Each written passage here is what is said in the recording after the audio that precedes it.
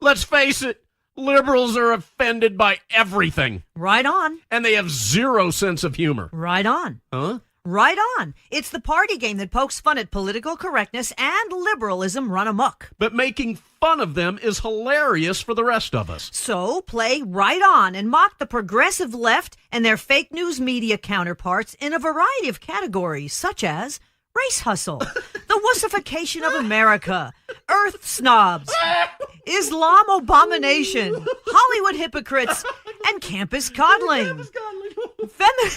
Feminism follies and rainbow games, and don't forget, millennial entitlement and many others. Right on, created by conservatives for conservatives. Because mocking the left feels so right on. Give the gift of all year long by going to RightOnGame.com. That's RightOnGame.com. Use promo code MOJO50 for a 10% discount. That's RightOnGame.com, promo code MOJO50 for 10% off. And while you're there, check out the new drinking game option. Warning, microaggressions contained in this box. Millennials and snowflakes will be offended by its contents. Retreating to safe spaces are highly recommended. RightOnGame.com, promo code MOJO50 for 10% off.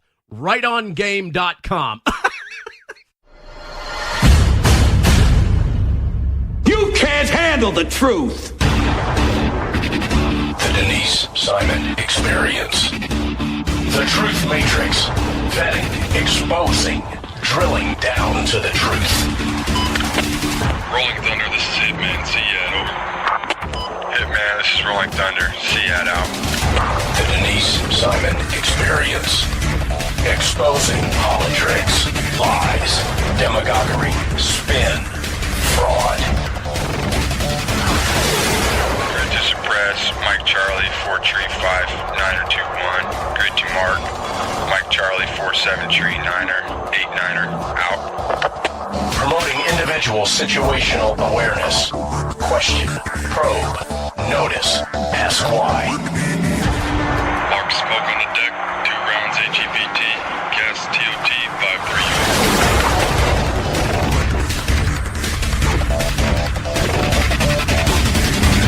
And now, the Denise Simon Experience. And welcome, ladies and gentlemen, to the Denise Simon Experience. I'm very happy that you could be along for the ride. Dakota Wood, I think it's Colonel Dakota Wood, a 20-year Marine who is now a senior research fellow for defense programs at the Heritage Foundation, has been kind enough to join us because we need to talk about Iran. And oh boy, have I been scratching my head here on this whole thing because I think the media is blowing some things way out of proportion. But Colonel Wood's going to set us straight, I think. So, Dakota, thanks for being with us on the Denise Simon Experience. Yeah, what a great pleasure. I mean, it's really, really excited to talk about the issues. You're right. I mean, there's a lot of complexity here and sensationalism, and trusting that you're going to, just give a great balanced, perspective to your listeners. Oh, thanks. By the way, I'm the daughter of a Marine, so I get it. Anyway, okay, we are not sending 120,000 troops over to the Middle East, correct? That's correct. These are just planning estimates. You go from big to little or little to big and give the boss some options. And then as the situation evolves, now at least you've thought through the problem instead of trying to come up with something in a crisis. So it's all planning, but nothing in execution. You. I've been telling that to people for 3 days now. Now, so what is real curious about this, Dakota, is the Iraq component, which tells me that we have Iranian militias that are functioning, I would say, somewhat freely in Iraq, that we have done some evacuation of non-essential personnel. Did I get that right? Yeah, for the most part. I mean, what happened was, remember when the Islamic State was really had a presence there in Iraq and Syria, when there was a lot of insurgencies going on, and a lot of that turmoil was occurring in Iraq. The central government in Baghdad was in disarray, and its ability to train and equip and effectively employ Iraq army forces was really questionable. So these independent militias sprang up. And as you're aware, there's this big gulf between Sunni and Shia Muslims, and they exist in proportion there in Iraq. And so Iran saw a strategic opportunity to further its influence, right, and its presence in neighboring Iraq, and they provided support, money and materials and advisors to Shia militia groups. So these are Iraqis that are of the Shia sect within Islam.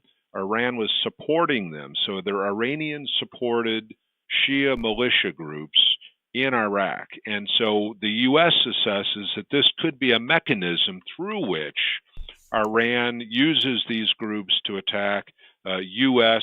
interests in that particular region. And so we have Qasem Soleimani, who I would say is the grand marshal of that parade. Is that overstating it? No, I mean, it's not overstating it. You talk about a key player in the Iranian security environment, right? And his control of the Revolutionary Guard Corps, the IRGC, and how this is really almost a special operations type capability that is extraordinarily loyal to the mullahs in Tehran. He oversees this, and he has popped up in many places, to include Syria, as a very physical presence, a manifestation of the interest and the involvement of the regime in Tehran across Iraq, down through Syria, working with Hamas and Hezbollah and Lebanon, Western Bank, etc., in attacks on Israel. So very influential character. We try to track him, see what he's up to, and wherever he pops up, there's probably going to be trouble. Now, during the height of the conflict, the military conflict in Iraq, we were fighting against the Badr Army. And then I think some things kind of went normalized. So I think his outfit, let's see, I think it was more of a head fake.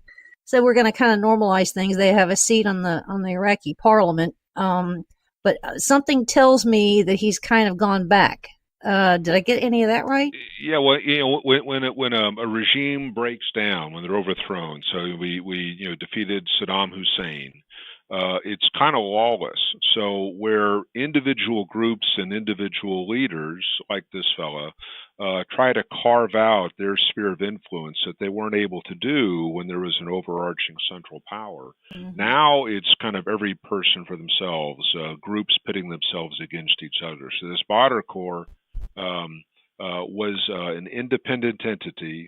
As things have somewhat stabilized in Iraq and you have a stronger central government, these folks now don't have as much independence to act. But because they do represent a faction, they're going to get a seat at the table. I mean, the central government just can't afford to ignore them.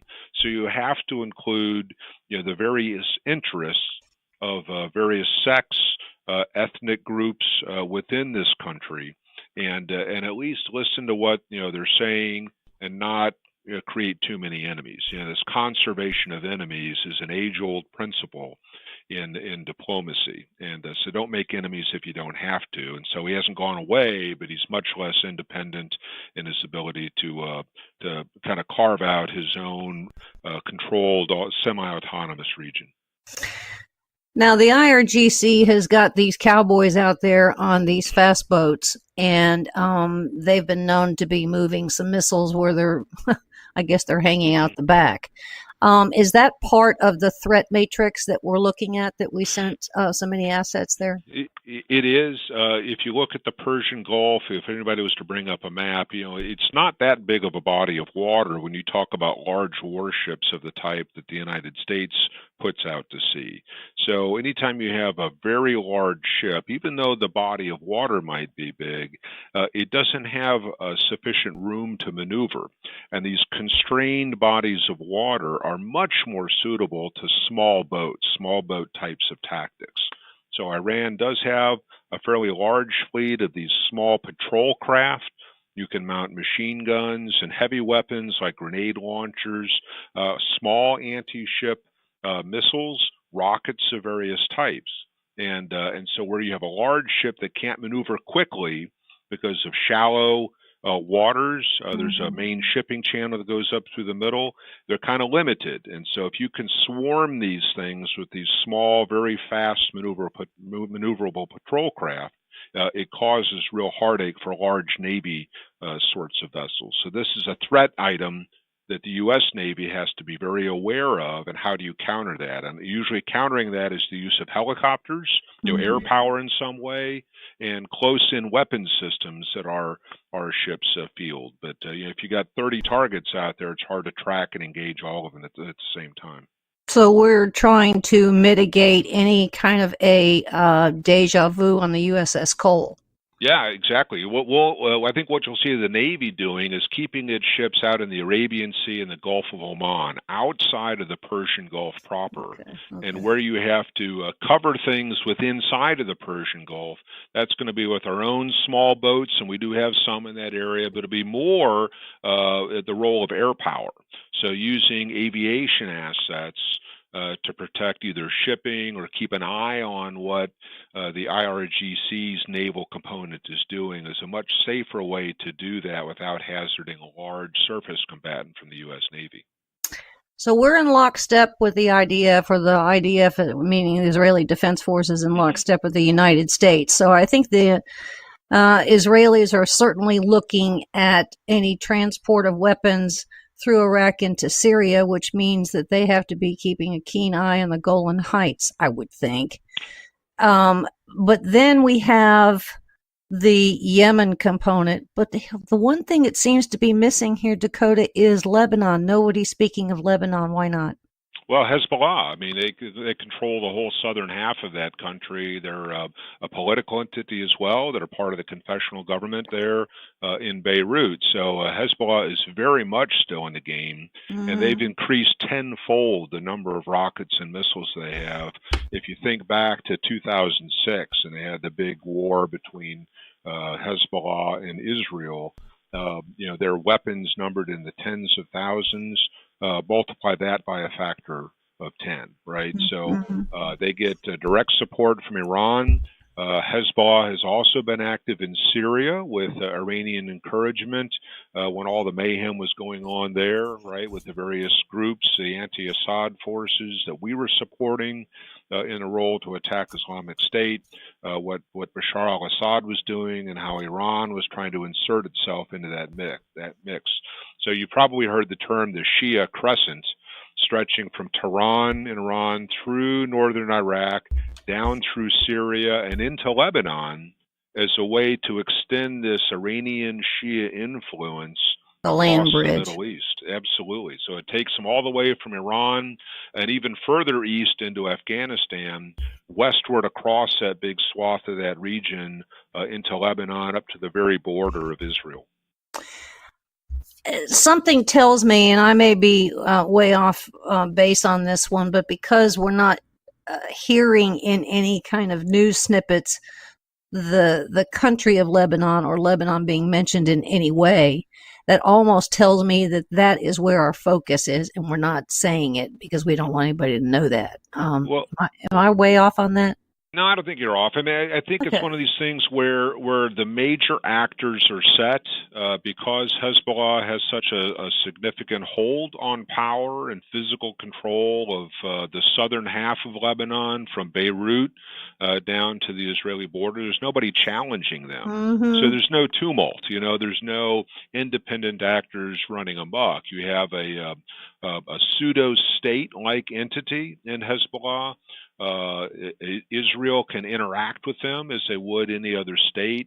They can't really go to the government in Lebanon and say, hey, get the Hezbollah guys in check, because the rest of the government in Lebanon out of Beirut really doesn't have the ability to do that. So it's almost a stabilized power struggle, just as you would see one state having to deal with a contiguous state, on its border.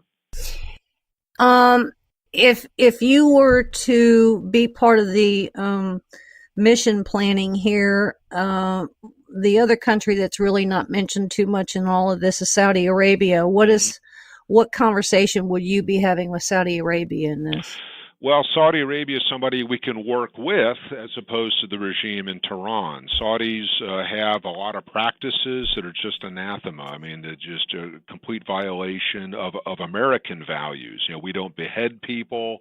We're a much more inclusive society.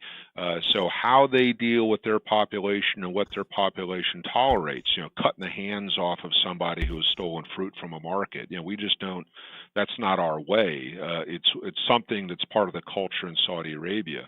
So in great power politics, sometimes you have to work with, an ally or a partner because there are larger interests. How do we counterbalance or balance out Iranian influences? How do you maintain security stability in a region that produces so much of the world's oil? Now, we don't import hardly anything, but oil is a global commodity. And so where you see war break out in the Middle East and it leads to spikes in the price of oil, that affects everybody in all markets. And so it's a government that we can work with, we have relationships with, we assist with overflight, military operations, intelligence exchange, those sorts of things. And it's just one of those partners, that you kind of have to, turn an eye to some practices because you have larger interests afoot. We're very fortunate to have the Emiratis on our side in all of this, correct? Absolutely, yeah. The GCC, the Gulf Coalition Council, is a collection of states that includes Saudi Arabia. They've got their own internal family squabbles right now. I believe it's Oman or Qatar rather is on the outs. But they live in the region. They have relationships, both personal and business, with various actors. Matter of fact, a couple of the Emirates actually have to work with Iran because they share some oil field and liquid natural gas production in that area. And certainly the Iranians with Qasem Island dominate the straits there of Hormuz as you go out. And about a third, I think, of oil products, petroleum, comes out through those straits. And so, again, the Emiratis, United Arab Emirates, is another group that we've got long-standing relationships with, and we want to maintain good relationships because of that larger regional security picture. How aligned is Erdogan and Turkey with Tehran right at this point? He fashions himself as a very influential actor within the world of Islam. You've seen this kind of Islamist bent. Now, Turkey is still a NATO member. We still have U.S. forces in Turkey. We certainly have a big air base that we use on a regular basis. And so this relationship between Turkey and the United States, Turkey and the European Union, and Turkey with other NATO members is just problematic. So nobody is willing to write him off at the moment, but certainly his behavior has been highly questionable. And this pseudo kind of coup that occurred a year or two ago, and how he has clamped down on academic freedom, freedom of the press, the movement of anybody who he deems to be, a threat to his control on power, causes a lot of questions. And then this weapons arrangement and the air defense system that he's wanting to buy from Russia has really caused some concerns in the United States. And then the F-35s from us, correct? Yeah, they were one of the early countries that bought in, to help fund the program. And so, you buy into a company, you should get some of the proceeds from that company. So they were an early contributor to the F-35, but since that time, this discussion with Russia about buying a Russian air defense system that would enable the collection of information on our premier fighter, just coming into operational capability, that's a security concern. And you're seeing U.S. Congress act to forbid the transfer of F-35s to Turkey should they go ahead with that purchase of the S-400 air defense system. The least sought-after job, I would say, here at this point is being war planners at the Pentagon. Would that be? Or the most sought-after, if this is kind of exciting stuff. It's people join the military. There's a million moving parts. Yeah, there are, but it's kind of like training for the big game, and now you can have a hand in the effectiveness of U.S. forces, right? So nobody that I ever served with or know of now desires to go off to war, right? But people serve because they love their country, they love their families, and we've got things that we want to preserve. And sometimes bad actors pop up in the world and they just won't listen to reason, and you have to use the military instrument. So if you want your people to be effective, then the planning for that, the most effective use of military power, minimize casualties to yourself, achieve your military objectives as efficiently and as quickly as possible, right, to mitigate the length of whatever that conflict would be. That's pretty exciting stuff. And so thinking through the complexity of what options are available to do what, that's the key question, right? And where can military power be helpful in accomplishing those objectives as opposed to diplomatic or economic initiatives? We've got about a minute and a half left. Is there a chance that any of the newbie stuff that had been sitting or actually completed research and development by government contractors, Pentagon contractors, with the influx of money that went into the Department of Defense, any chance that some of those new things are on any of our assets that have been deployed over there that we might be testing out? Well, I'd say the planners know what is available. And so, again, looking at the nature of the threat, right? And I'm trying to be evasive, but I know you are. You wouldn't use a crown jewel to take out somebody riding a horse, right? So True enough. You want to use the tool that's appropriate for the task, and they're going to line up all of these things and say, what's the objective? Who are we going up against? And if you don't have to reveal a secret, then you'll try not to do that until you absolutely, it's a necessity. How was that? That was pretty good. I like that. I think I probably would have answered it about the same way, but I had to put it in there for sure. It's been a real joy, having you kind of explain this and put some things in context for us. I've tried to explain to people we're not going to war. Right. We didn't deploy 120,000 people, so calm down, but we're ready in case they shoot first, correct? That's it. I mean, you do your own emergency planning preparation at home. What happens if a tornado hits? What happens if a hurricane, if somebody gets sick? So you put all those things in your storeroom, right, from Band-Aids to, how to, water or something like that, but that doesn't mean that you have to use them that afternoon. So you have them at the ready, and you want to be prepared, and that hopefully reduces stress and anxiety, and it makes you able to get through whatever that moment of crisis is. Big thank you, Dakota Wood, Mr. Defense Expert at Heritage. And ladies and gentlemen, stay with us because there's more coming your way.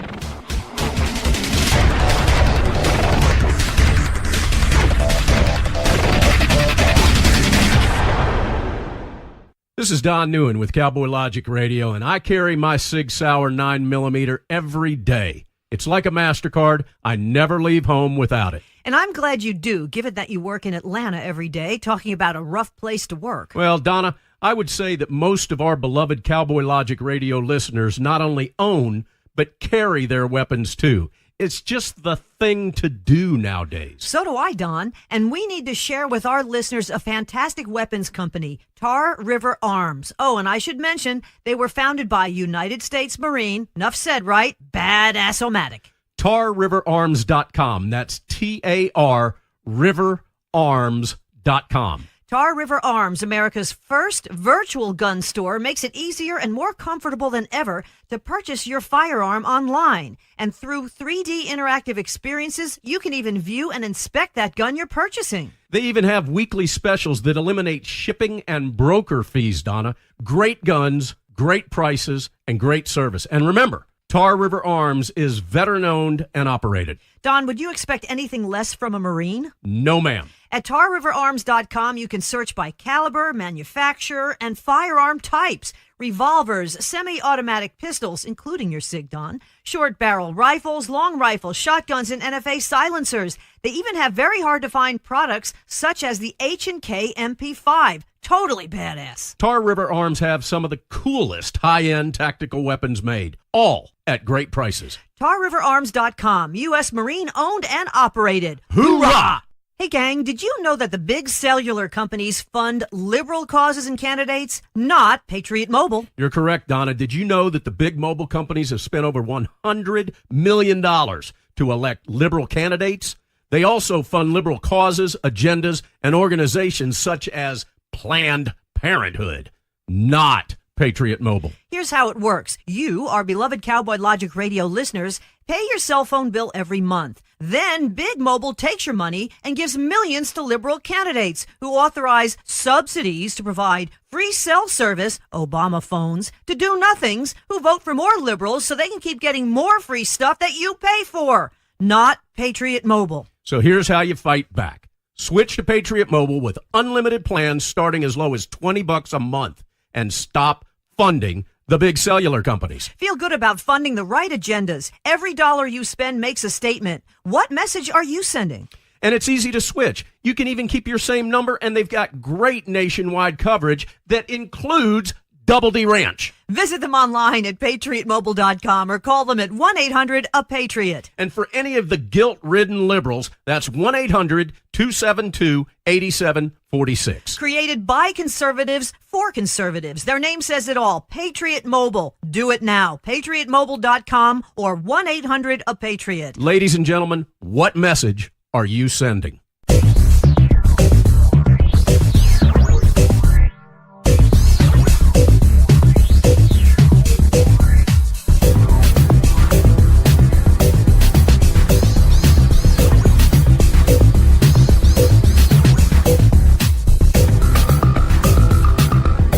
And thanks, ladies and gentlemen, for staying with us on the Denise Simon Experience. A previous guest and a good buddy out there that just does remarkable work is Philip Haney. You may remember that Philip was a former Department of Homeland Security investigator years ago until they didn't treat him very well at all. So the next thing he did was he got mad, and rightly so. Then he authored a book called See Something, Say Nothing. And since all that time, he's been doing some tours, speaking tours, and rightly so, on the topics of the threats that continue to the homeland. And we seem to have some building threats here, Mr. Phillip, I would say, with at least two freshman members of the House of Representatives. You know, I've discussed this before, one being Ilhan Omar and the other being Rashida Tlaib. It's like every day we're getting a little something else out of these two ladies. Is that right? Yeah, they're channeling their support for the Muslim Brotherhood. That would be Ilhan Omar.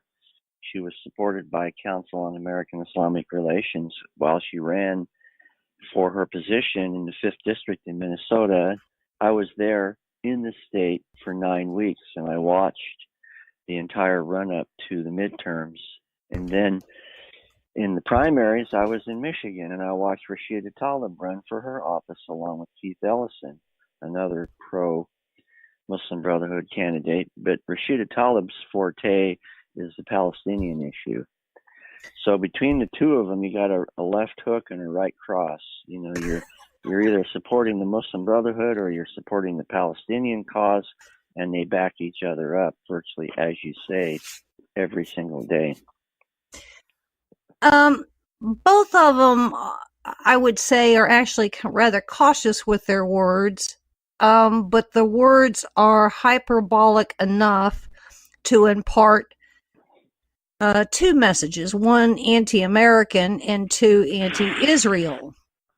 And then if there's any kind of blowback, then they automatically go to the racist card.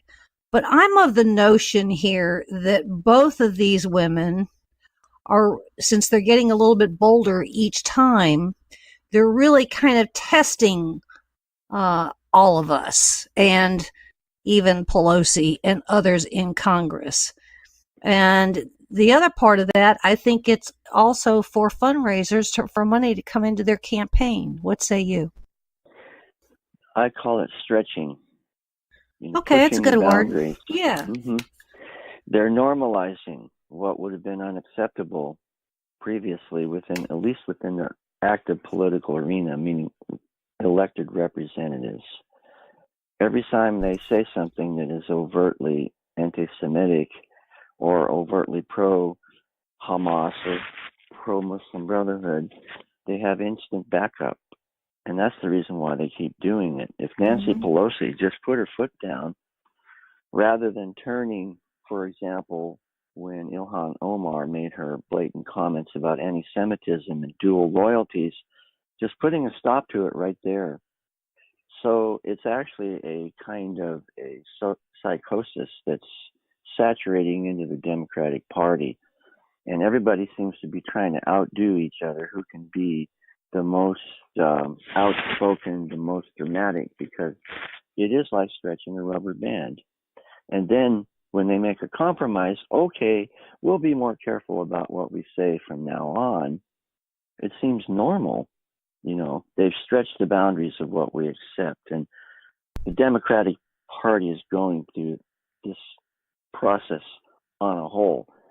Every day they come out a more radical position on abortion, on open borders, on sanctuary cities, on welfare, on illegal voting, and they just keep doing it. Meanwhile, you've got these two agent provocateurs that have their own arena they're operating in, which is the Palestinian issue and or the defense of the Muslim Brotherhood, i.e. CARE and so on. And yet, we know that there seems to be some new open doors to these Islamic organizations in the halls of Congress because of these two ladies, that they have constant open access. And what I think is a little bit scary are the committees that these two ladies sit on. Ilhan Omar is on the House Foreign Relations Committee, and Rashida Tlaib is on the House Oversight.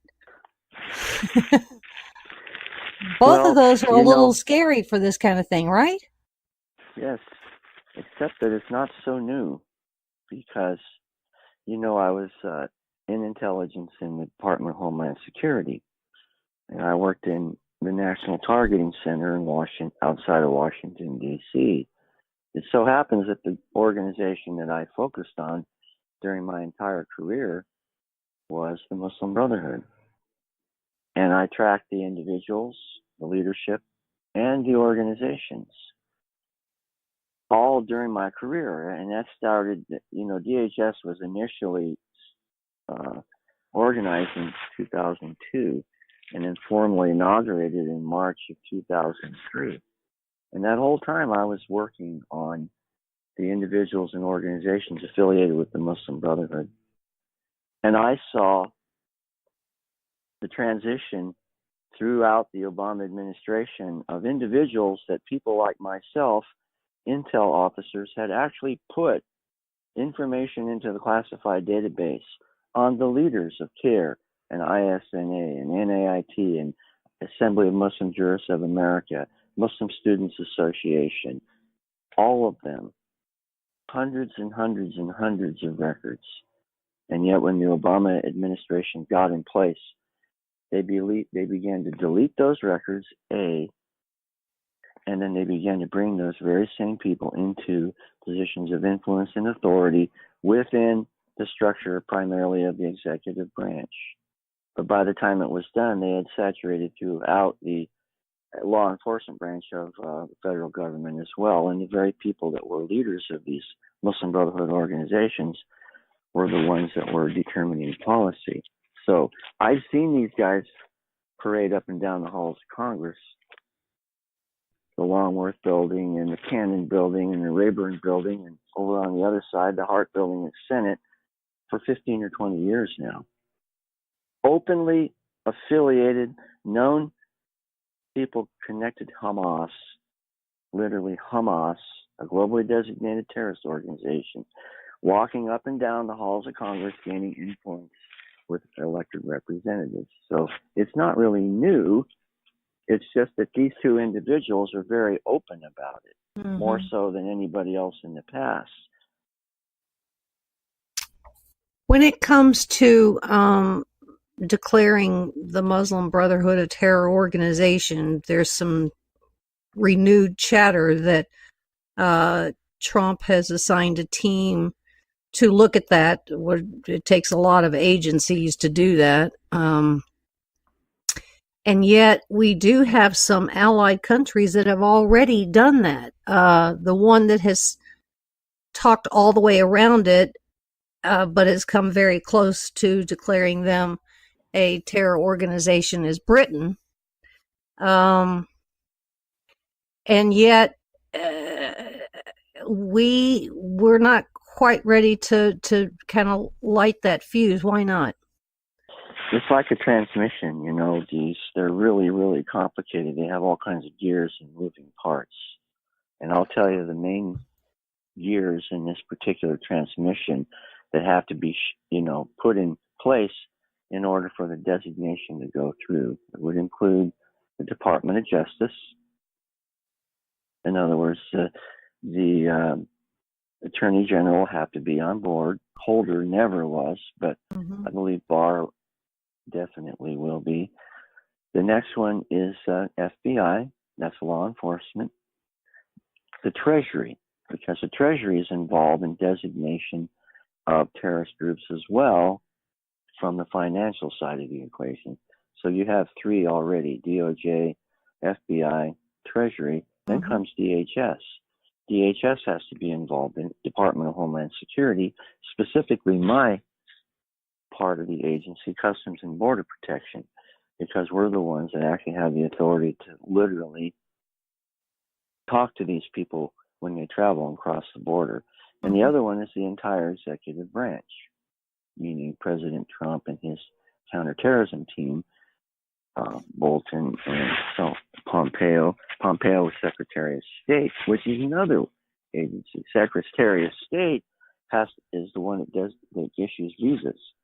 So you have the state, you have DOJ, you have Treasury, you have DHS, FBI, all have to be synchronized like the transmission. If one gear is out of place, the whole thing doesn't work. So previously, before President Trump, there were all kinds of gears that weren't functioning correctly. And that's why we never seemed to be able to make progress. And bills that were put in place by Congress, clear back starting with Michelle Bachmann in 2014, never got off the ground because it just didn't have the momentum of support. But I feel more confident than I have since at least 2006 that this is actually going to happen. And then can you imagine the 100 plus or minus members of Congress who have been receiving financial support from members of groups like CARE and ISNA and all the photo ops and all the awards and impact pats on the back and all this stuff? What's going to happen if the MB is actually, the Muslim Brotherhood is actually designated? It's going to send a shockwave around the whole world, and we won't have to fire a single shot or drop a single bomb anywhere. Why don't we start with that? I've been thinking that for about 2 weeks now. It would be an earthquake of unmeasurable magnificence, for sure. Yes, it would send a shockwave around the world, but it would also send a signal of support because, as you mentioned earlier, several of our allies have already designated the Muslim Brotherhood as a terrorist group, particularly in the Middle East. And they should, of anybody, they should certainly know, shouldn't they? I think this is all prompted by, catalyzed by the recent visit with President Trump and Al-Sisi. Mm-hmm. Yes, and I'm sure, I can pretty clearly imagine, let's just say he just laid it right out on the table. President Trump, sir, here is the reasons why we need to designate the Muslim Brotherhood. They're operating in our country, wreaking havoc, especially in the Sinai, and they're also right there in your country too, sir. And I think they had a a moment of realization there, Trump did, that we should get this thing back on track again. We have a lot of these organizations, and many of which you have just listed. And then we have Boycott, Divest, and Sanction BDS. Mm-hmm. Has anybody at the IRS looked at their status, their IRS status, to remove their IRS status of being a nonprofit? Yeah, earlier I mentioned Treasury. That's Mm-hmm. one of the gears in the transmission. They're the ones. It's called FinCEN Division and Financial Crimes Division, and they're the ones. That's how the Holy Land Foundation trial. Correct. This is another very, very important point. We go all the way back to November 2008 when the trial was successfully concluded. We're coming up on 10 years, 11 years now. You realize that every single member of Congress, any appointed official in DOJ or FBI who had any affiliation with MPAC or CARE or ISNA or any of the rest of these groups, either in the halls of Congress or behind the walls of the agencies, did it knowing full well that the federal government, meaning the Department of Justice, had already determined that these groups were front groups for Hamas. Now, how in the world can you possibly explain that all the way through the structure, the hierarchy of our federal government, not to even mention state and local, that elected and appointed officials are openly sitting down and meeting with individuals who represent organizations that are front groups for Hamas? But they've been doing it for 10 years plus. Now that is what is the word for that? Stunner? Stunner, I guess, yeah. A stunner of a scandal, yes, because there's no excuse for it, and that's my point. That all of this wah, and all of this hand-wringing and concerns about whether or not we should designate the Muslim Brotherhood and all of the social political ramifications and consequences has already been answered more than 10 years ago, domestically by the Holy Land trial, and in the foreign arena by our own allies who have no problem or have had no problem designating them as a terrorist group. When you consider Osama bin Laden was a member of the Muslim Brotherhood early on, when you consider al-Zawahiri was, Abu Bakr al-Baghdadi was, Jamal Khashoggi was, what else do you necessarily need to have? That's a great question, because there's more. Wait, there's more. Oh, okay. Yes, there is. Sadly, it took the Sri Lanka bombings to bring it out. I've been writing a series of articles, which have been probably the most difficult that I've ever attempted because of the complexity of the knotted up ball of string that all these interactive groups are. Okay, so we have this group in Sri Lanka called Tawhid Jamaat, which means Party of Unity. They are a Deobandi group. Deoband is the name of a city in north central India. They're called Deobandis. They're Salafi, that means going back to the original, pro-Sharia, pro-Jihad groups that are all over the world. One of them is Tablighi Jamaat. They did the San Bernardino shootings. Another one is Tawhid Jamaat, which is Sri Lanka. But one of the most well-respected and eminent leaders of the entire Deobandi movement is photographed in gutter with Yusuf al-Qaradawi, the Sheikh of the Muslim Brotherhood. So in other words, there are connections that go from Sri Lanka bombings through the Deobandi network, clear up the top level of the Muslim Brotherhood, and wait, there's still more. These Deobandis pledge baya, which means allegiance, loyalty, to al-Baghdadi of ISIS. meaning Islamic State. And the greatest untold story of this whole momentum that's building around the world is a new group called Al-Qaeda of the Indian subcontinent, which is a coalition of jihadi groups, primarily Deobandi, all the way from Afghanistan, Pakistan, India, Bangladesh, and Myanmar. So now you have this new, I call it Al-Qaeda version 3, the largest coalition in history, centered right in the Indian subcontinent, primarily consisting of Deobandi groups like Taliban, like Tablighi Jamaat, like Tawheed Jamaat, that are also linked, woven together like a rope with Islamic State and clear up to the top leader of the Muslim Brotherhood, Yusuf al-Qaradawi. Did you know that the original Al-Qaeda that we think of with Osama bin Laden there in Afghanistan was actually founded by 5 sheikhs, 5 leaders, 5. Yusuf al-Qaradawi and Zawahiri was another of the two of the 5, but that there were also at least 13 organizations that were part of the original coalition we know of as Al-Qaeda, and that half, at least 7 of the 13 were Deobandi groups.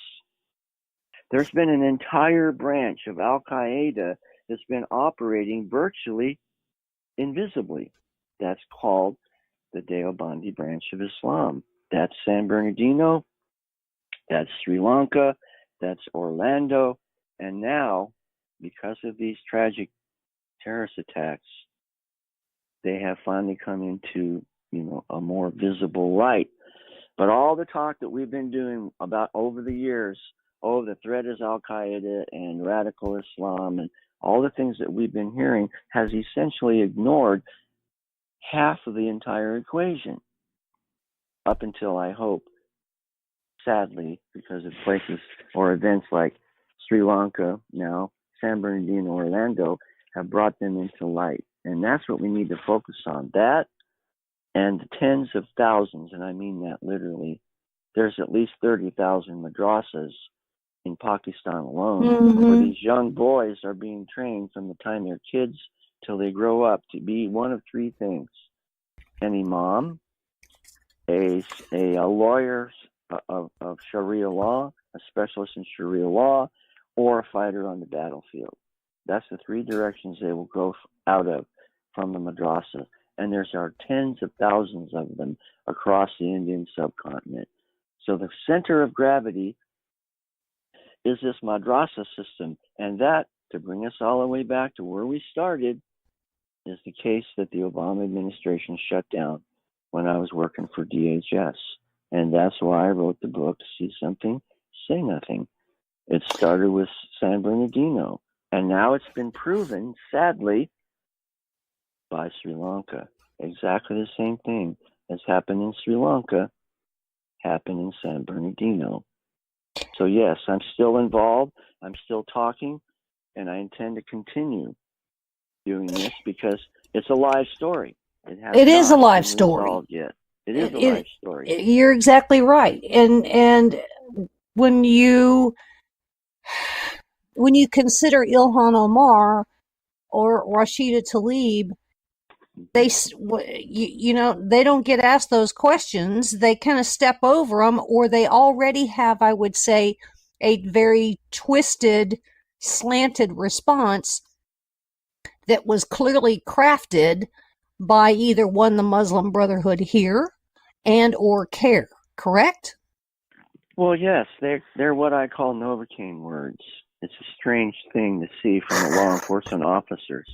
It's like all they have to do is say, you misunderstood what I said.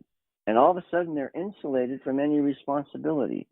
And that's why I call them Novocaine words. It's like they inject 50 cc's of Novocaine right into your brain. And it's like you become paralyzed. It's like we've lost our ability to even ask a responsive question. What do you mean we misunderstood what you said? You plainly said your relatives gave up their land and their lives to help the Jewish people during the Holocaust. That's exactly opposite of what was really true. Right. And yet somehow we're supposed to feel sorry for you when you simply say, well, you misunderstood what I say. And then you have Nancy Pelosi and the entire Democratic Party backing you up and telling us we're idiots. and people like Haney, that somehow you're wrong for calling you on it. And that is it's a strange thing. It's kind of like a psychosis. It's like watching intoxicated people try to reason. They just can't do it. They can't keep their mind focused on anything for more than a couple minutes. And I sure do feel, I hope, I call them our pitiful countrymen, finally find the wherewithal to stand up for constitutional principles and really say, that's enough, really. We have really had it. We're not talking about violating anybody's civil rights. You are free to say what you want all day long, 24/7. But we are also free to hold you accountable for what you say. And You're I guess not in gonna some get a cases, pass. we're going to have to rely on Liz Cheney because she seems to be the very one, along with Congressman Lee Zeldin, that are, kind of honed in on these two, correct? Well, let's not forget Mark Meadows. How about Louis Gohmert?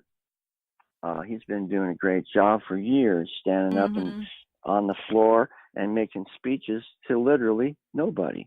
He gives speeches on the floor, and nobody. It's on the record.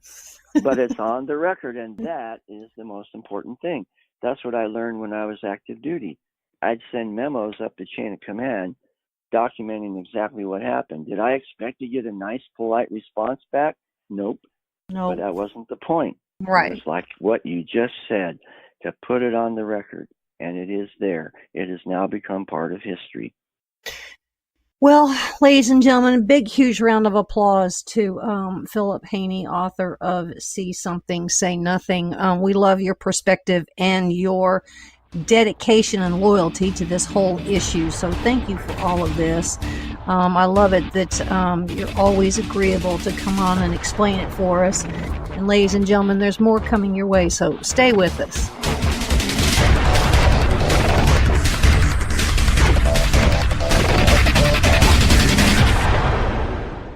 Hey, Donna, Cowboy Logic radio listeners love law enforcement. That's right, Don. And Charity Magnets designs and produces beautiful, high-quality products for law enforcement supporters and enthusiasts. They've got very impressive honor badge car magnets. CharityMagnets.com. They've got license plate honor badges. CharityMagnets.com. They've got cool keychains and license plate frames. CharityMagnets.com. I'm on their website right now, and this is my favorite, the Honor Badge dog tag. Look at that little doggy with the dog tag. He's so cute. Donna, we're trying to do an ad read, and you're playing around on their website, which happens to be CharityMagnets.com. But he's so cute. Donna. Okay. Hey, this is huge, too. For each sale, a donation will be made to Cops for Kids with Cancer. Cops for Kids with Cancer has given more than $2.5 million in donations. Yes. Become a Blue Honor Foundation member today. Like Donna is doing right now, go to CharityMagnets.com. But he's so cute. All right, use the promo code MOJO for $5 off any purchase. I know you all love and support our brave law enforcement professionals and their families.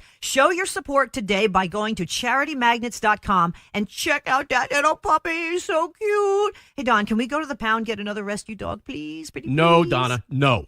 5 rescue dogs are enough, but I'm going to CharityMagnets.com, and I'm making some purchases right now. Become a Blue Honor Foundation member today. Enter MOJO at checkout and get $5 off. CharityMagnets.com. Let's face it, liberals are offended by everything, Right on. and they have zero sense of humor. Right on. Huh? Right on. It's the party game that pokes fun at political correctness and liberalism run amok. But making fun of them is hilarious for the rest of us. So play right on and mock the progressive left and their fake news media counterparts in a variety of categories, such as race hustle, the wussification of America, earth snobs, Islam abomination, Hollywood hypocrites, and campus coddling. Feminism follies and rainbow games, and don't forget millennial entitlement and many others. Right On, created by conservatives for conservatives. Because mocking the left feels so right on. Give the gift of all year long by going to rightongame.com. That's rightongame.com. Use promo code MOJO50 for a 10% discount. That's rightongame.com, promo code MOJO50 for 10% off. And while you're there, check out the new drinking game option. Warning, microaggressions contained in this box. Millennials and snowflakes will be offended by its contents. Retreating to safe spaces are highly recommended. Rightongame.com, promo code MOJO50 for 10% off. Rightongame.com. You can't handle the truth. The Denise Simon Experience. The Truth Matrix. Vetting, exposing, drilling down to the truth. Rolling Thunder, this is Hitman. Seat over. Hitman, this is Rolling Thunder. Seat out. The Denise Simon Experience.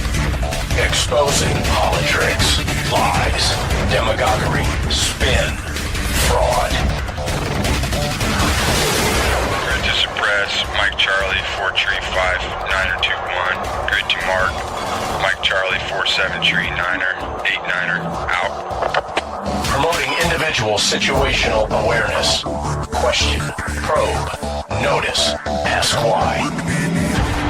Mark smoke on the deck. 2 rounds HEPT. Gas TOT 53.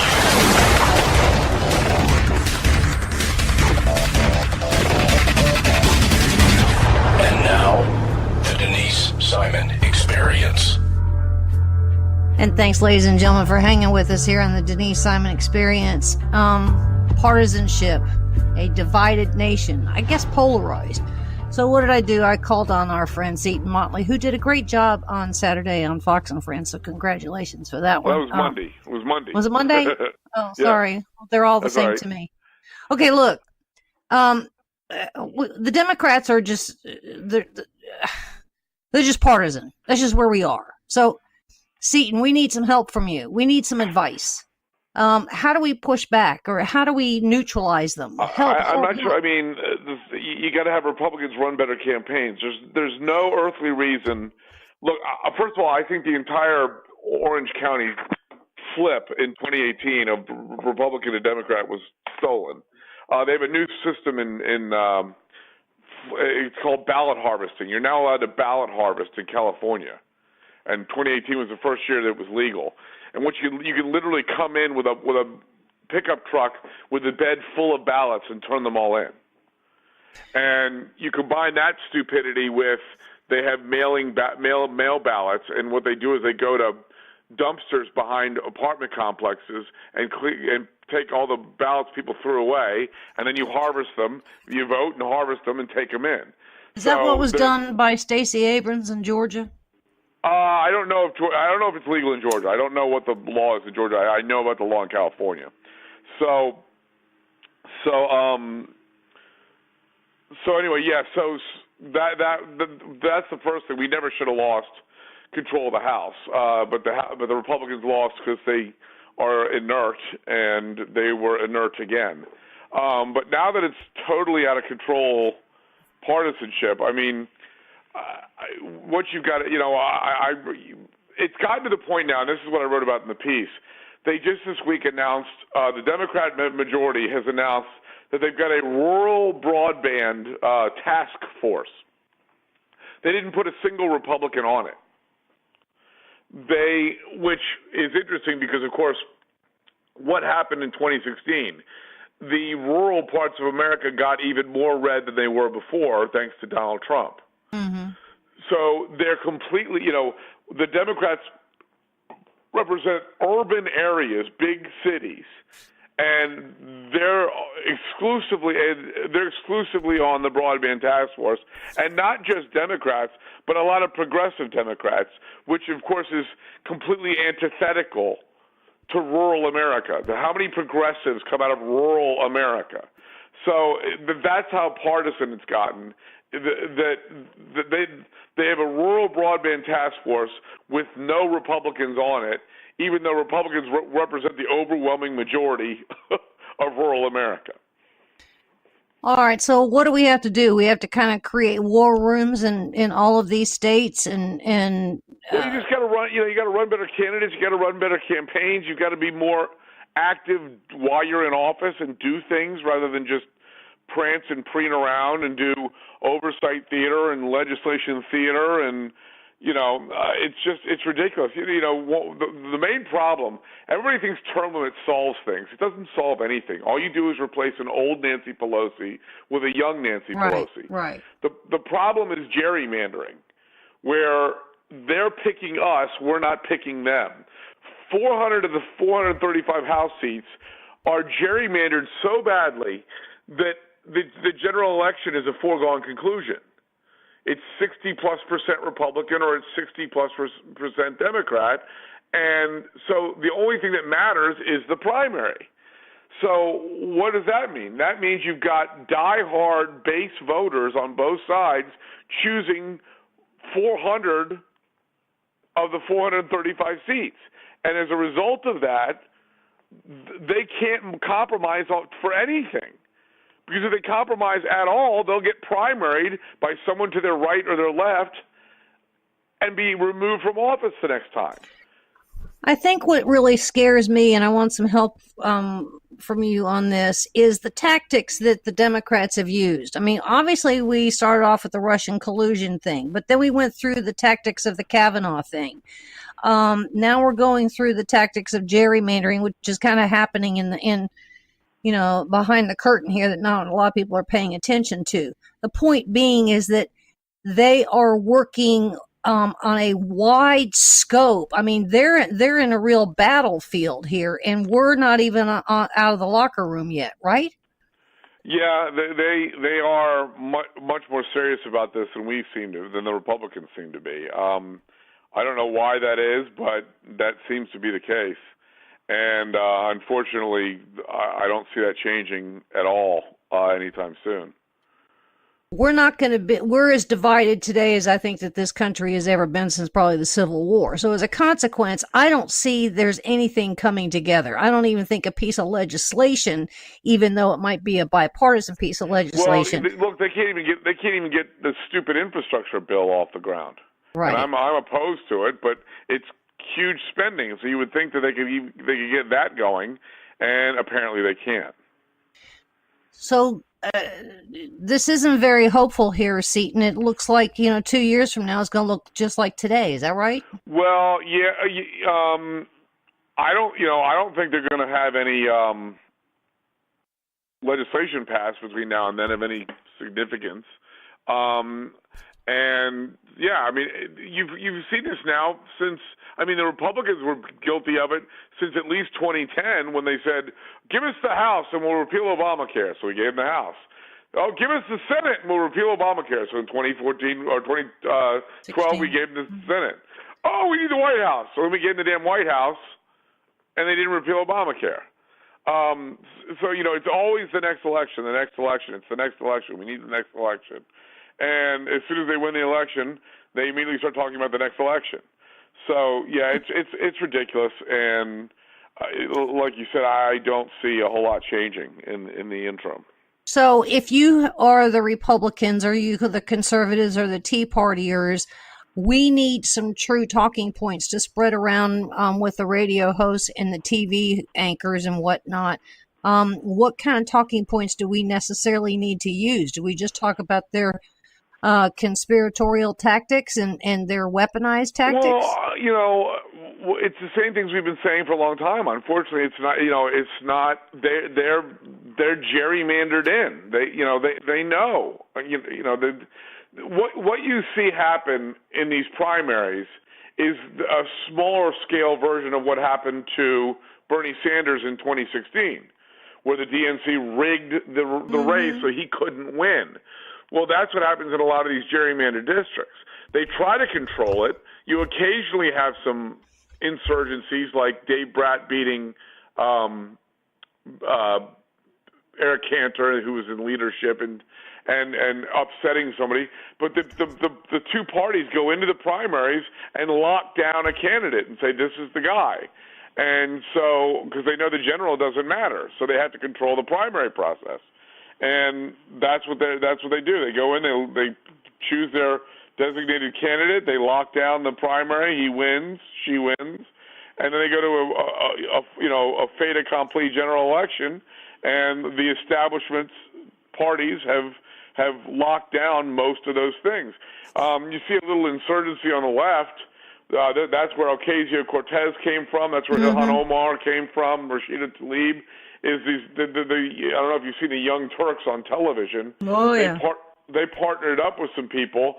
They want to take out every single sitting Democrat with radical leftists like Tlaib and Omar and Ocasio-Cortez.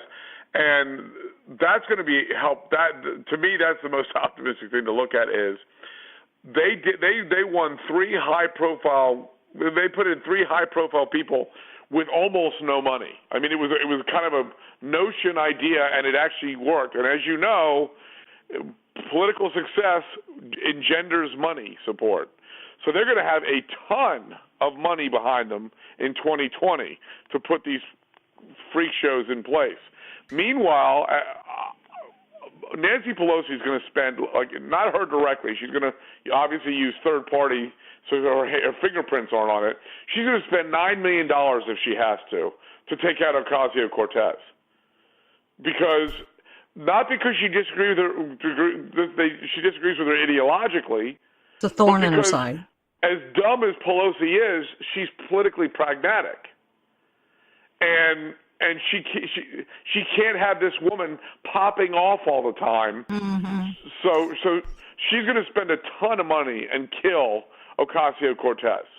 But what's interesting is you're going to have a much more robustly funded Young Turks movement taking on the establishment. So it's going to be a very expensive primary process congressionally for Democrats, and that's helpful.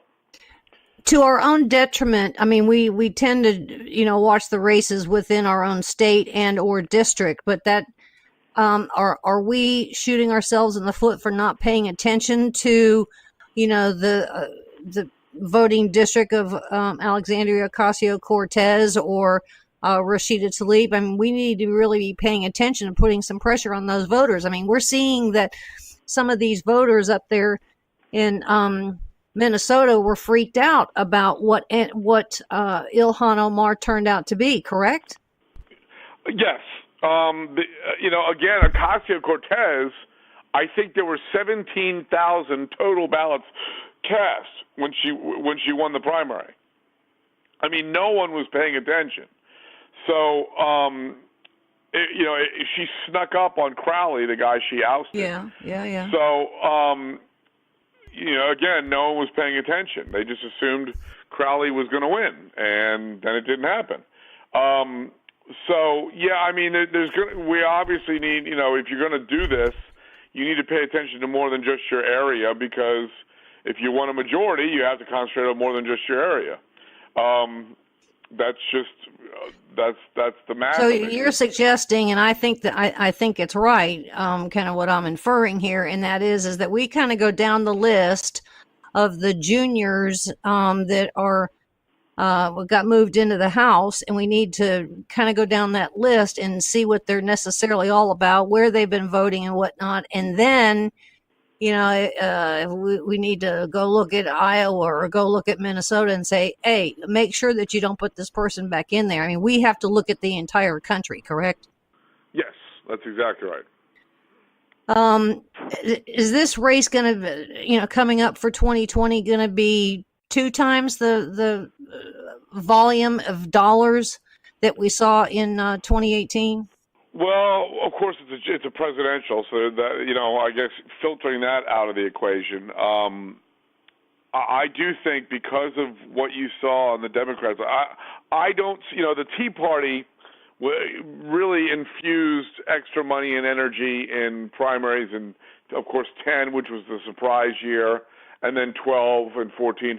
That's through a variety, an array of forces, both that has been, I think that's run its course, unfortunately. So the war is going to be on the Democrat side, as we discussed. That's going to be a lot of money. That's going to be a lot, on both sides, the establishment Democrats and these insurgents. So that's going to be a lot of money. And then, of course, all the down ballot races get more money in a presidential year than they do in an off year. So that'll kick it up a notch or two as well. How many Democrats are going to end up running for president? I mean, are we going to end up with... I think we're at 23 now. I think de Blasio is going to announce, the mayor of New York. So that would make 20, because it's 22 because Biden technically hasn't announced yet. I think he's announcing on Saturday. I think that's largely because he forgot to announce earlier. He just forgot. And then, so that's 23, and then de Blasio becomes 24. Mark Cuban. I don't know. I don't know where it ends. I mean, we're still 18 months away or whatever from the actual election. So, yeah, I don't know how many it could end up being. Again, I think these people, there's a couple of things behind it. I think the chief thing behind it is, I think that a lot of people just want to have,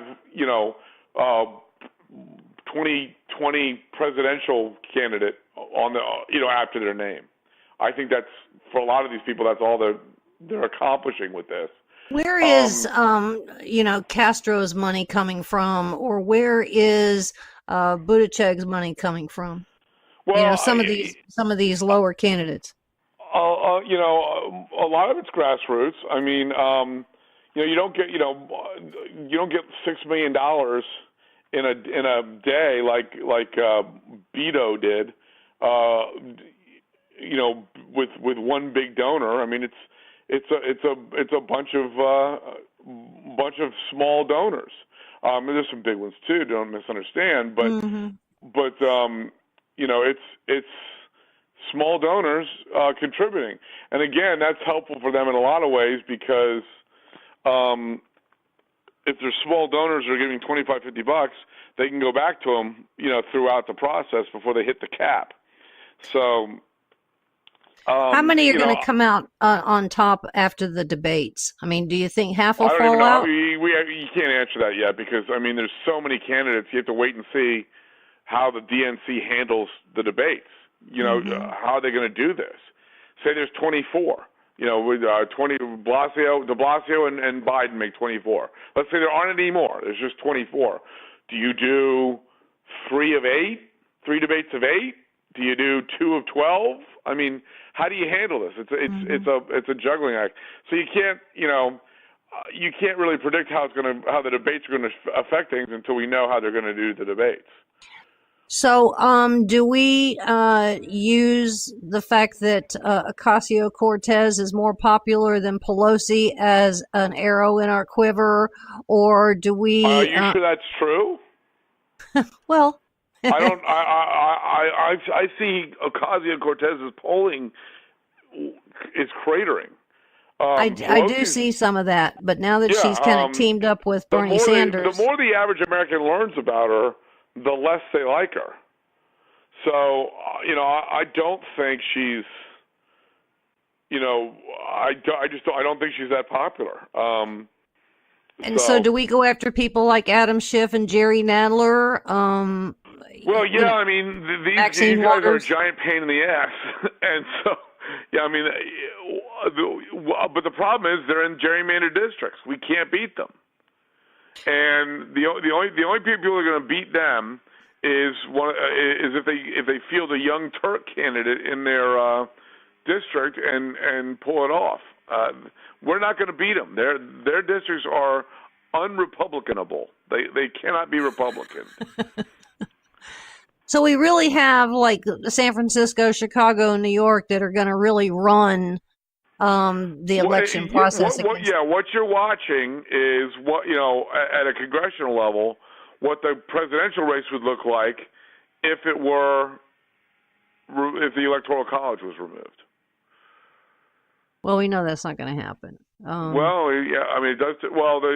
There are some states passing laws saying that they will assign their electors based upon the outcome of the popular vote, but Right. That will be tested in court, and I'm fairly confident that won't stand. Though they won't stand. All right. So I guess in summary, what we're hearing from you is we need to pay attention to the entire board here and pick a half a dozen people that we need to individually target, with the hot buttons. This is why everybody talks about the same 30, 40 races every 2 years. Those are the 30 or 40 that aren't gerrymandered beyond recognition. They're the only ones that could possibly flip.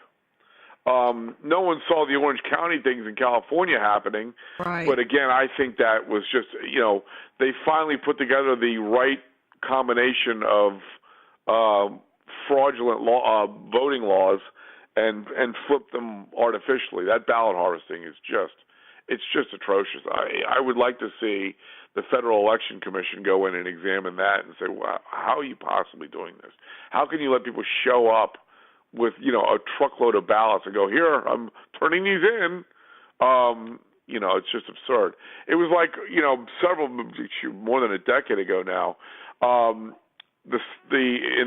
into the 2008 election, the Ohio Secretary of State, who was elected as part of the George Soros Secretary of State project, so she was a total radical. She unilaterally, without the state legislature, imposed you could do same-day registration and voting. Right. And what that was again, it's the right combination of voter fraud attempts. That in combination with, because what you do is if you register the same day, it's a provisional ballot. Correct. And they're always going to get counted in the end. But Acorn, if you'll remember Acorn, which now it still exists under different names now, but Acorn would register fraudulent voters. Right. So you combine the same-day registration with the fraudulent voters. If I went in and said, I'm Dick Tracy, you've got votes. You've got votes. Ladies and gentlemen, big round of provisional votes. Mr. Seton Motley, thanks for being with us on this and explaining some of this. Be calling on you again. We've got to have some arrows in our quiver. Ladies and gentlemen, there's more coming your way, so stay with us.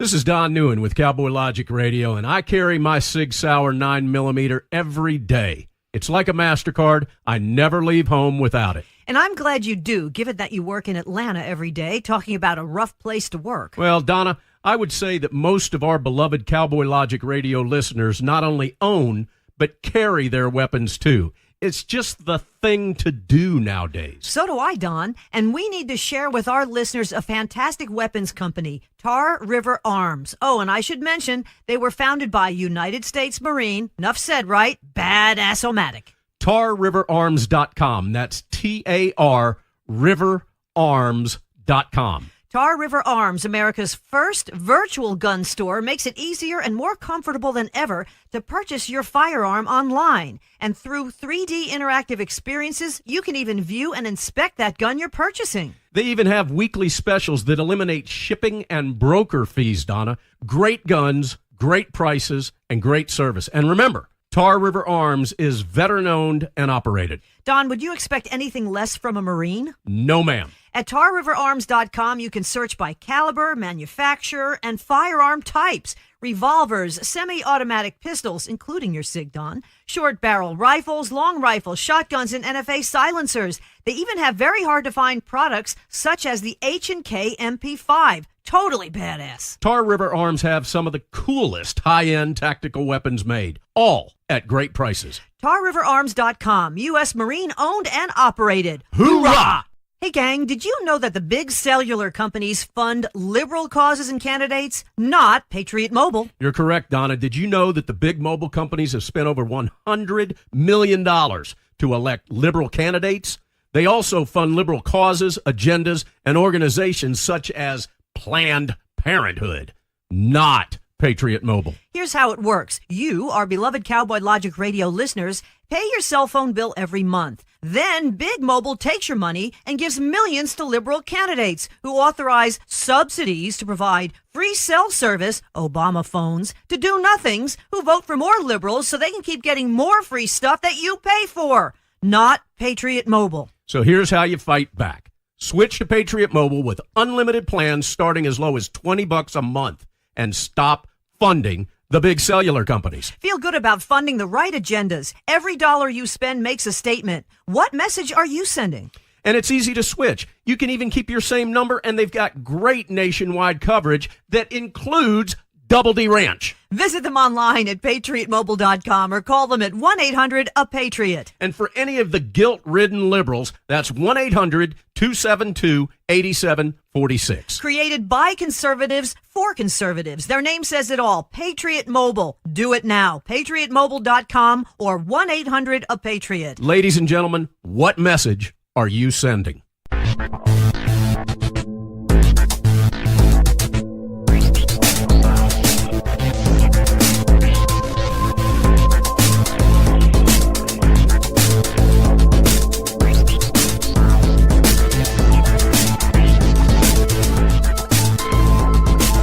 Thanks, ladies and gentlemen, for staying with us on the Denise Simon Experience. Corruption, fraud, smuggling, trafficking, sanctions evasions and violations, and all these other kinds of things. So what do? I tap on my buddy's shoulder up there at Geopolitical Monitor, Alex Holstein, because he's just dedicated to this stuff, and I need answers, and I think you listeners need answers too. But Geopolitical Monitor does outstanding work, and that's the reason Alex has been kind enough to join us on the Denise Simon Experience. Hello, Alex. Hello, Denise. Thanks for having me. I'm glad to be here. Look, we know that the Middle East, those governments over there are so corrupted. It's not even worth trying to necessarily clean them up anymore. Mm-hmm. I mean,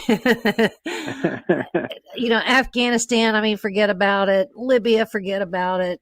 Least of which we can get into Syria and all that. But let's talk about our own hemisphere, because our own hemisphere hasn't been paid any kind of attention until we decided that we were going to try and get Maduro out of there and get Guaido in where he constitutionally belongs, by the way. Mm-hmm. I need to say that.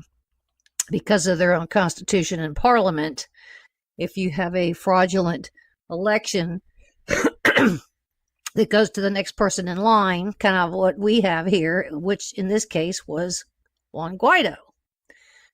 But having said that, now people are beginning to hear a little bit about Maduro again, Cuba's watch over Guaido, and Russia's and China's, and so forth and so on. And so Venezuela is obviously a very corrupt nation, sadly so.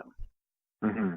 But then you have other nations down in Latin America that are too, and Central America, I might add. And so, yes, Alex, here's a big fat question for you. The United States, the Treasury Department, CIA, State Department, and all the rest of the agencies, they're not oblivious to this at all. And how come we didn't try some of these attention things that we're doing with Venezuela years ago, back when we had the Castro brothers or Chavez? Help me. Well, it's so pervasive and it's so multifaceted throughout the world. Corruption. Even in Western democracies, corruption is endemic in different ways. And in some would even argue that there's legalized corruption, depending on how you look at campaign finance or special interest influence, that sort of thing. The fact that lobbyists who don't register as foreign agents, usually get a slap on the wrist or nothing at all. And then when it's convenient to bring it up about someone having not registered, then it becomes a huge, oh my goodness, it's a huge deal. in the case of Paul Manafort, for example. I'm not defending that. I'm just saying that, you know, it's a parking ticket that's usually not enforced, and then suddenly becomes a towaway zone, right? It's a red zone. But down in Latin America, it is so. In some ways, it's you know, just brazen corruption on the face of it, you know, like what you see when you have the collapse of a country like Venezuela, and then of course you know, what all the corruption that either caused that or results from it on the ground level, grassroots level, all the way to the grass tips level. That there's that, but there's also, you know, in countries that have pretty much, at least on the surface, strong institutions of rule of law, that the institutions themselves have been corrupted from the inside out, like in Mexico, where there's a mating between the judiciary and the police and organized crime. I mean, you know, where it's almost that you could write into a Mexican constitution that the cartels are part of the rule of law in Mexico.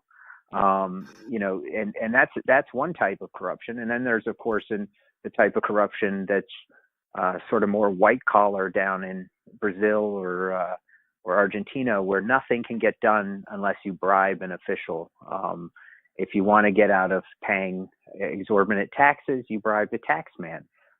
You pay them for advice on how to, on loopholes, you know, the kind of advice you'd normally get from an accountant. You pay it would be like paying the IRS for advice on how to avoid, you know, how to use loopholes in the tax law. So these are the various types of corruption, and it's so widespread and so endemic. And there's been so many scandals down in Latin America collectively that, or throughout Latin America, the Latin American region, that Latin Americans themselves, although from different countries, even different cultures within Latin America, are growing somewhat apathetic to it as well. Yes, and so are we, because they are. Mm-hmm. Yeah. Well, and also we have corruption in our own backyard, and in a sense, who are we to point the finger at corruption? I mean, I guess there's levels, obviously. And yeah, that's where I was going to go. I mean, but we're also, I mean, our corruption, I mean, there's a lot in the United States and Western democracies. There's a lot of corruption that undermines our rule of law. Some of it is soft. Some of it's very hard. You know, derivative credit swaps, those kinds of things. I mean, they're really pushing the envelope there. There's ethical corruption, but there's also legal corruption too. And it's been there for a long time. And it's somewhat, it's led to some institutional rot that, you know, has brought down some pretty big governments, not just, you know, minor African nations or medium-sized Middle Eastern nations, but, you know, the Soviet Union fell in large part because of corruption. Right. And if you want to, if I'm going to plug something here, but I mean, I've started watching the series Chernobyl on HBO, and I remember Chernobyl quite well. And as you know, I studied Russian and post-Soviet studies as part of my expertise, and so Chernobyl is a big part of what I studied, and that is the sort of ultimate result of corruption. Was Chernobyl, and what happened afterwards and how it was handled in a very sort of systemically corrupt way. So, you know, and that impacted the Soviet Union in a great way. Afghanistan itself was engaged by the Soviets in a very corrupt fashion, ideologically corrupt, politically corrupt, economic corruption as well. So corruption is a cancer on any government. It's particularly cancerous to Western democracies, but what we see with more fragile democracies throughout Latin America is really mind-boggling. And yes, it's very difficult. It's something that's almost impossible to get rid of, at least completely. Well, and I would say, you know, in kind of your job in an intelligence world, you have to find that corruption, understand those weaknesses to determine the diplomatic process. I mean, we send our diplomats or our envoys or ambassadors, blah, blah, blah, blah, blah, into these countries, and we send them armed with all of this stuff, and then we update them, and then we, give them cables, and cables come back, and so forth and so on. So these files get built, and then they get bigger and bigger and bigger. And I would say we kind of ignore them at the media level in some cases, but in the interaction level, you can't ignore them. We're just going to say, hey, we know about Operation Car Wash with Petrobras in Brazil. We know about, Iran and Hezbollah in Venezuela, and FARC and, all these other kinds. So we are aware of them, but we use them almost as a bargaining chip, do we not? Yeah, I mean, that is one aspect to it. I mean, this idea that corruption is like cancer is a simple metaphor and perhaps cliche, but it is because it also goes into remission. There's cycles to it. I never think it's quite eradicated, but there have been success stories. Rwanda is one. It took a long time there. Georgia, and I'm not talking about the Peach State. But the one over the former Soviet Republic, Georgia's had. In fact, I've met with the Georgian ambassador in Ottawa many years ago to talk about that, and they got rid of police corruption in a big way. Now, does that mean that all corruption is eradicated from those two states? Yeah. No. And when the sort of bureaucratic malaise, when any sort of bureaucratic malaise sets in, corruption will seep back in. So I always say that corruption goes into remission, but there could be a cycle of it coming back at some point, perhaps inevitably so. And so in Latin America, what we could hope for is to have, like a place like Mexico. Actually, you would think from all the movies and all the cliches about Mexico and the drug cartels that it would be impossible to reduce or in any substantial way corruption. But I don't believe that, because the structures are there.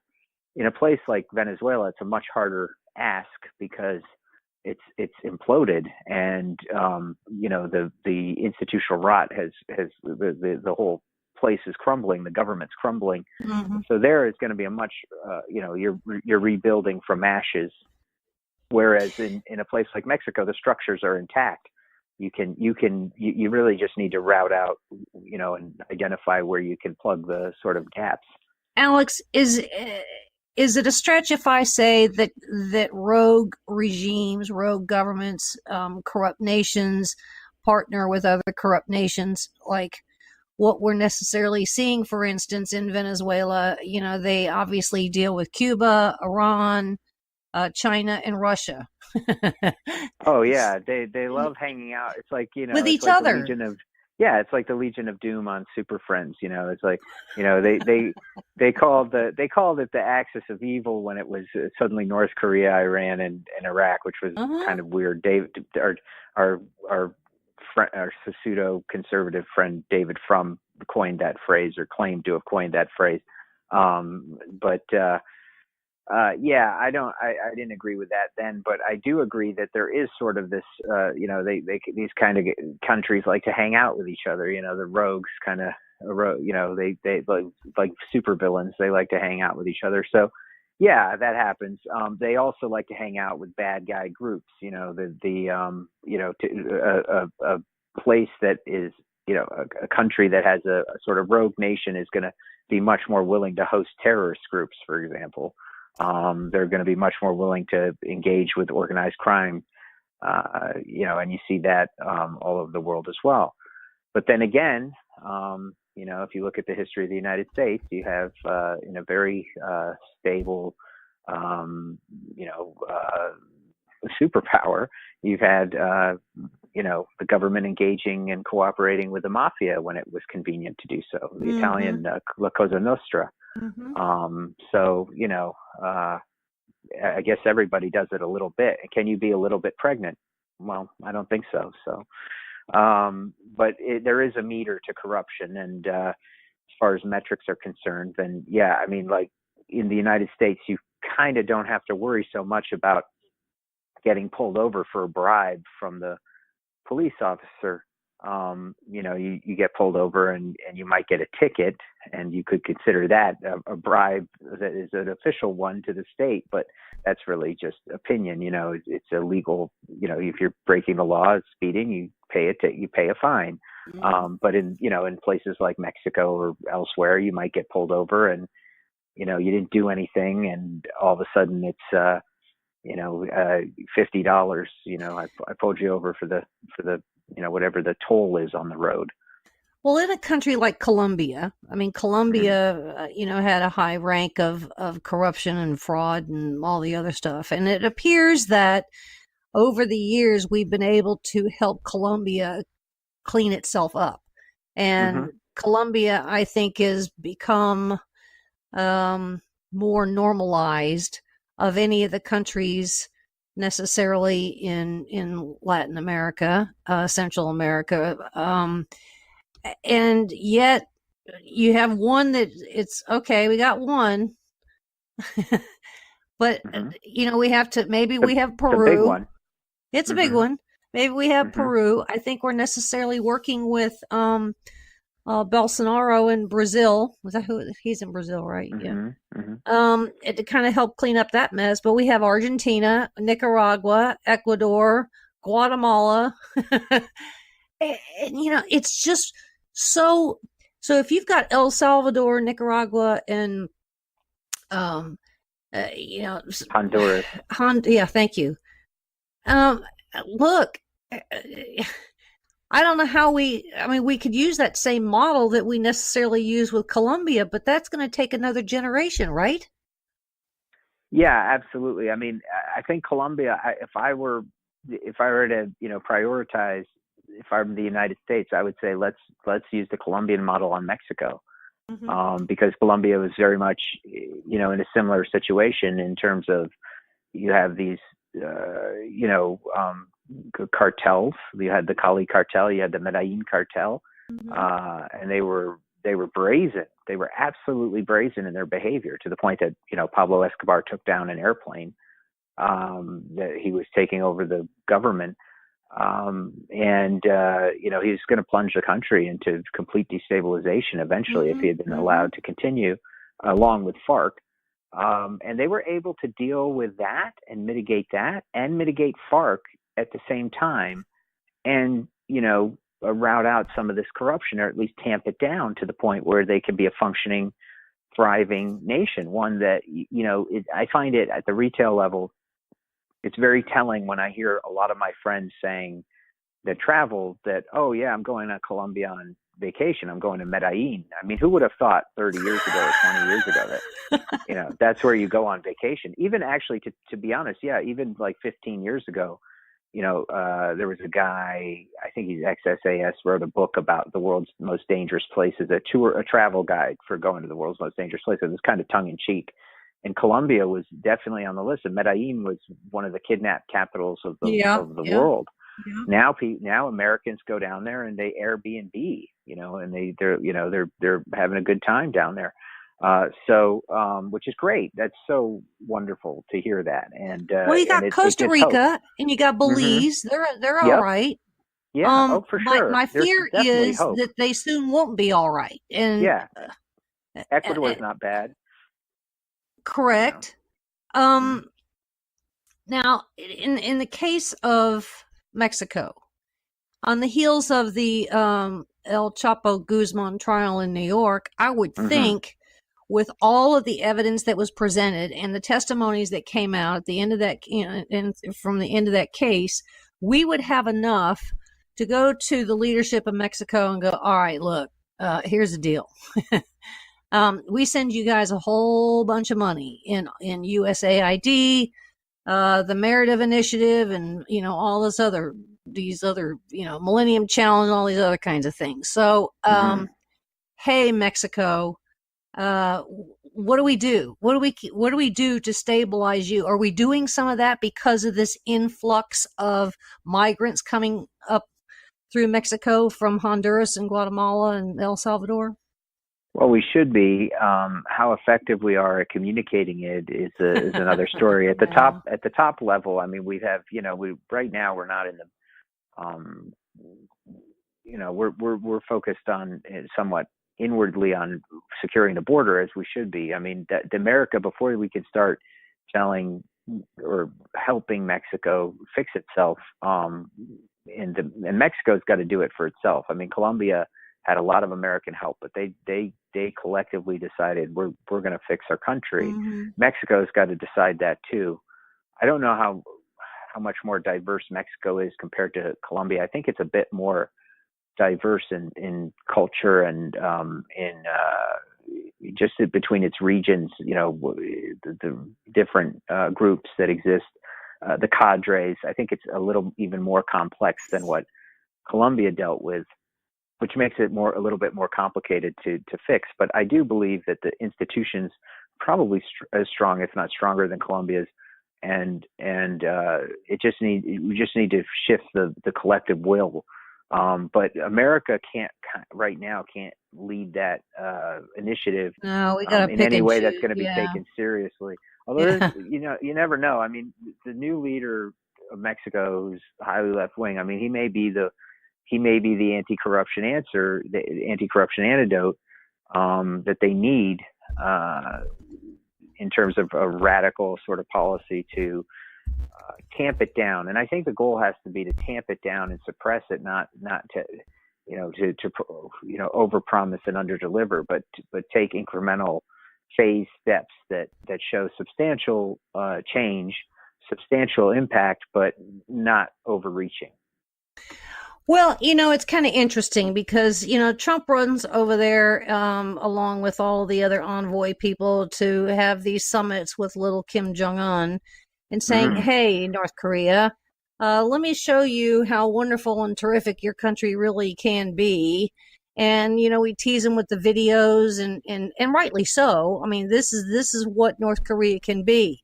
So it's almost as though we have that kind of thinking that, maybe we have Bolsonaro of Brazil that's, he says, well, let's try something else. And what's interesting is we're not getting that out of necessarily Mexico or Guatemala or Honduras or El Salvador or even Venezuela. I mean, try something else, right?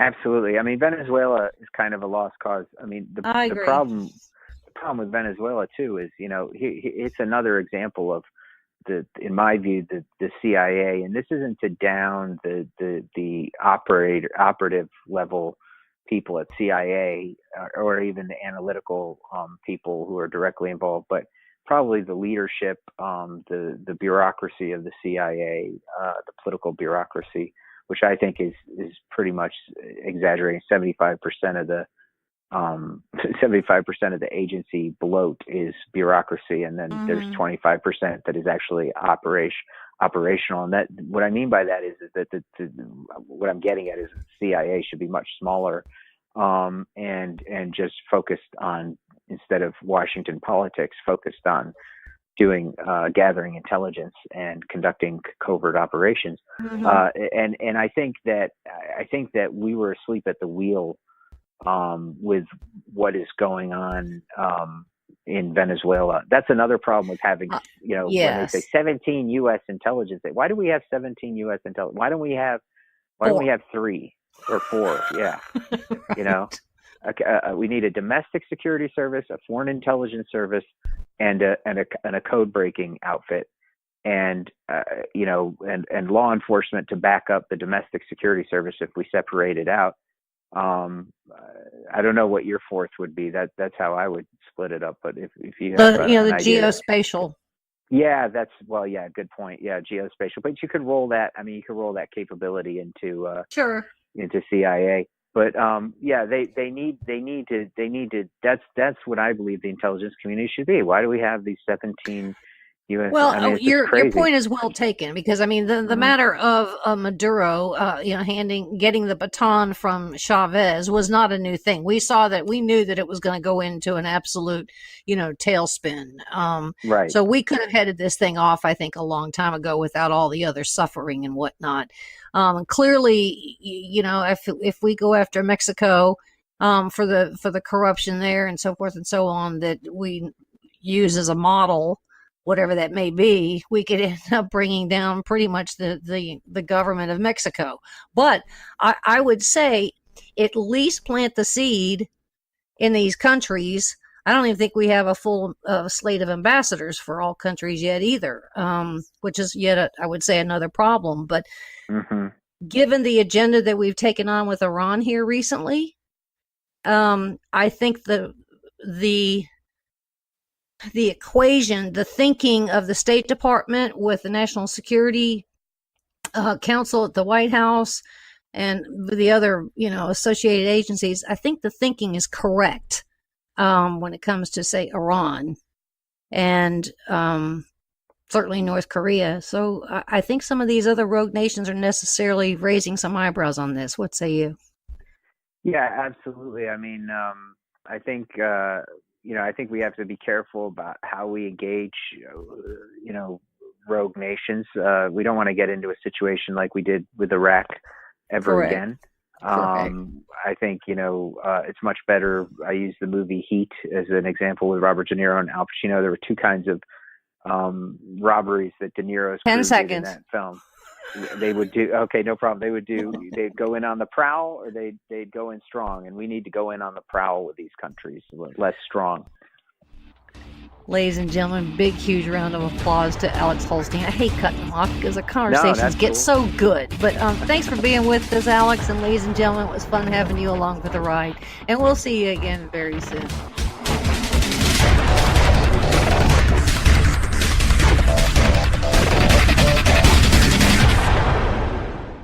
Hey, Donna, Cowboy Logic radio listeners love law enforcement. That's right, Don. And Charity Magnets designs and produces beautiful, high-quality products for law enforcement supporters and enthusiasts. They've got very impressive honor badge car magnets. CharityMagnets.com. They've got license plate honor badges. CharityMagnets.com. They've got cool keychains and license plate frames. CharityMagnets.com. I'm on their website right now, and this is my favorite, the Honor Badge dog tag. Look at that little doggy with the dog tag. He's so cute. Donna, we're trying to do an ad read, and you're playing around on their website, which happens to be CharityMagnets.com. But he's so cute. Donna. Okay. Hey, this is huge, too. For each sale, a donation will be made to Cops for Kids with Cancer. Cops for Kids with Cancer has given more than $2.5 million in donations. Yes. Become a Blue Honor Foundation member today. Like Donna is doing right now, go to CharityMagnets.com. But he's so cute. All right, use the promo code MOJO for $5 off any purchase. I know you all love and support our brave law enforcement professionals and their families. Show your support today by going to CharityMagnets.com and check out that little puppy. He's so cute.